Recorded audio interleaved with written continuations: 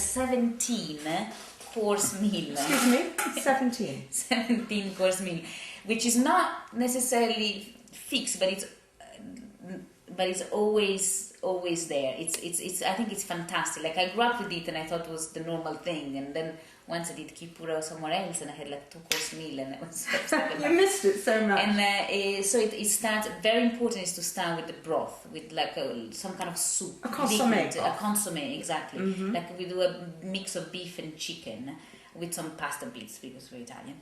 And we start with that, and then I don't know if I can remember all of them, but we have the chicken and the beef from the boil stock, and then we have some fish. We have some red mallets with raisin and pine nuts. We have some veal stew with peas. We have some meatballs with tomato sauce, and then we have a huge varieties of vegetables, from spinach, sweet and sour, onion, and all kind of. It's just absolutely crazy. And can you cope with that, Silvia? Actually, yeah. And then and then indigestion after the no. You just okay. you just eat a little bit at a time. Right. You take a break halfway through.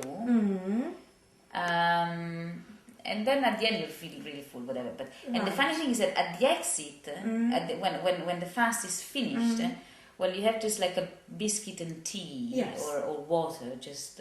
But then all we have is a bit of that consommé, meat and a nice steak. This is where and that's it. This is after the fast. Yes. Right. So after the fast, we eat very little. Yes.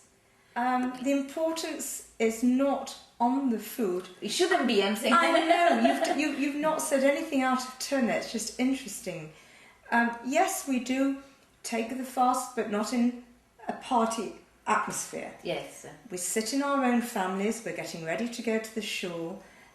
We are having perhaps a 3-course chicken dinner, ending up with a fruit to cleanse the palate and lemon tea. End of story. I don't have to go through all the menus that we're having. Then it comes to after the fast. Yes. We come home as quickly as possible because everybody's starving, and the table is often semi-prepared. Yes. Because even the mother or father or the family who is preparing the after the fast doesn't want to be a slave in the kitchen. Fair enough. So therefore, on that table is ready prepared herring. That's very Ashkenazi. Right? Oh, the cup of tea first, I think. We've got to have the drink. The kids have come home from shul and want the crisps. And they want anything that's naughty and nice. Okay. But apart from that, we've got we've got herring. We've got some kuchen. The combination. Kuchen is cake. It's a yeast cake, which is sweet. It's got raisins. It's got butter on it. Okay. And it's got icing, glacé icing on the top. Okay. The combination of herring and that sounds absolutely ghastly, but it's there. I'm for, sure it's there for whoever wants it. It's for a reason. And then there's a break. Yeah. And then there's a sort of a fish light supper, smoked salmon, fish. There's halibut and egg and lemon. There's halibut and egg and lemon, smoked salmon, cream cheeses, quiches. It's usually dairy meal. Where yours made complete. Yours is the steak, ours is the fish. Yes, but having said that, this year, for the first time, I was out of. I was another time outside of Rome, but it's the one festival that for me it's quite important to go back to Rome. I don't know why. I have got my umbilical cord connected to Rome for Yom Kippur. But this year, I got married 6 months ago, and my husband really cared about being here, so I said, you know what, we have to compromise. You missed it. So we didn't go, and we stayed here.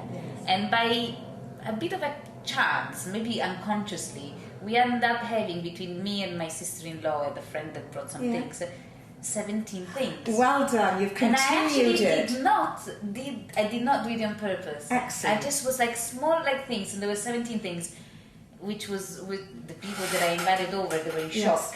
No, do you know what I love about that? You have now got married. You have left the country and the family. Yes, you'll go back many times, but you have come here, married somebody who wasn't used to all that. Yes. And whether consciously or unconsciously, you have put those 17 dishes on the table. Yes. I love it. Yes, was a lovely surprise. Yes. And but at the end, we went to some friends of his, and we had very similar to what you said, like herring. Is he an Ashkenazi boy? He's actually Sephardi. He looks Ashkenazi, but he's Sephardi. Okay. And last time he's Yarchi, so from south of France, from 11th century. So, and he's Belgian. Yes. Oh, I like that combination. A lot of mix, Sephardi, the cuisine Belgian, changes. Italian. Yes, and is very appreciative of my food.